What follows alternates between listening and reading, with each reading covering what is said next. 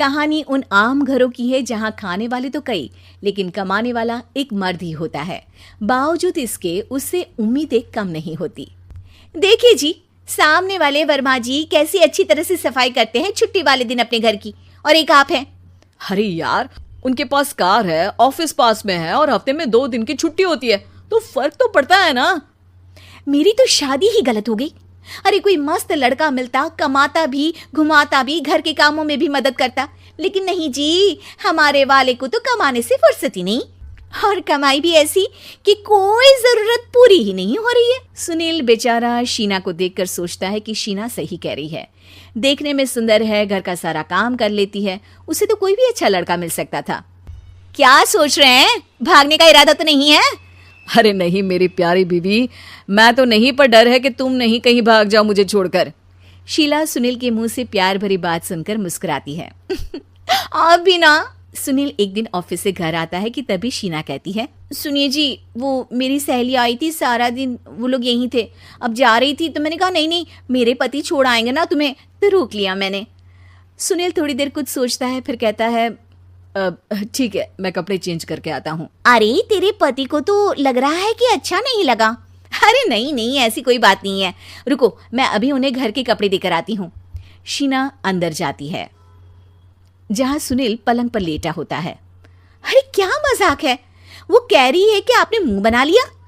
सही तो कह रही है, सुबह से अब ऑफिस से लौटा हूँ, एक कप चाय का तो पूछा नहीं, 20 किलोमीटर जाओ और आओ, और फिर कल उसी टाइम पर ऑफिस। अरे यार, मुझे गाड़ी चलानी आती ना तो बोलती भी नहीं आपको, और कौन सा रिक्शा खींच कर जाना है आपको। सुनील अब क्या बोलता। रात देर से आता है और सो जाता है। अगले दिन, शरीर दर्द हो रहा है। अरे तो मत जाओ ना ऑफिस, चलते हैं ना मार्केट घूमने, फिर पिक्चर देखेंगे और रात में खाना खाकर घर वापस। सुनील जब सारे दिन की थकान वाला शेड्यूल सुनता है तो वो सीधे सीधे ऑफिस के लिए तैयार हो जाता है। अब आए दिन शीना की डिमांड बढ़ती चली जाती है और सुनील उसको पूरा भी करता, लेकिन एक दिन, ए जी मेरा भाई आ रहा है, उसे 2 लाख रुपए की जरूरत है। हाँ तो मैं क्या करूँ शीना, मेरे पास इतने रुपए नहीं है। हाँ हाँ पता है नहीं है, लेकिन किसी से लेकर तो दे सकते हो ना।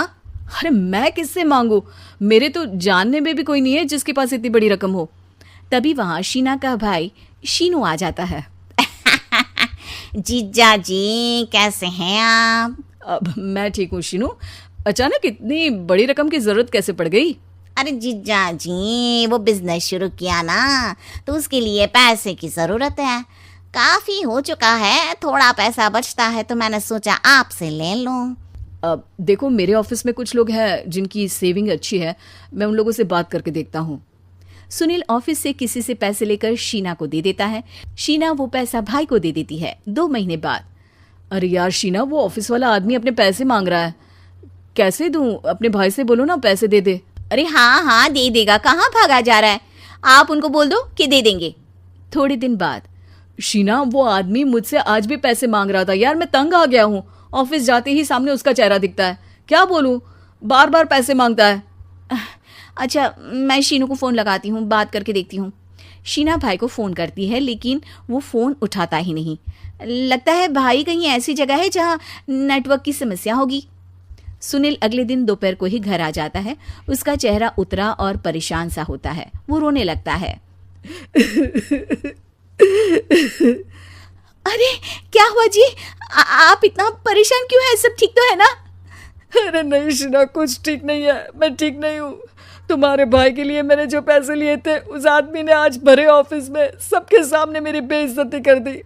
सबके सामने आज मैं कर्जदार बनकर खड़ा था। मैंने हर वो प्रयास किया घर चलाने के लिए जो मैं कर सकता था, लेकिन अब नहीं होगा। वो फिर रोने लगता है। अरे आप तो औरतों की तरह रो रहे हैं, मर्द हैं आप। क्यों, आदमी के सीने में दिल नहीं होता, या फिर वो इंसान नहीं मशीन होता है? अरे मैं थक चुका हूँ शीना, तुम समझती क्यों नहीं? मैं भी शारीरिक और मानसिक रूप से थकता हूँ, मैं भी आराम करना चाहता हूँ, सुकून चाहता हूँ। मैं अब कुछ नहीं कर सकता। कुछ नहीं। वो बैठ जाता है। शीना पति को हैरान परेशान देखकर चुप हो जाती है। अगले दिन, सुनिए ये लीजिए 2 लाख रुपये, उस आदमी को दे दीजिए और बोल दीजिए कि आज के बाद किसी को पैसे के लिए बेइज्जत ना करे। सुनील पैसे देखकर राहत की सांस लेता है। अरे शीना, तुमने तो मेरा बहुत बड़ा काम कर दिया। अब मैं शान से ऑफिस जा सकता हूँ, लेकिन ये पैसे आए कहाँ से? ये पैसे मैंने अपने गहनों को गिरवी रख कर लिया है। तुम ठीक रहो, निश्चिंत रहो, मैं बस यही चाहती हूँ। मुझे माफ़ करना, पर अब मैं समझ चुकी हूँ कि मर्द को भी दर्द होता है।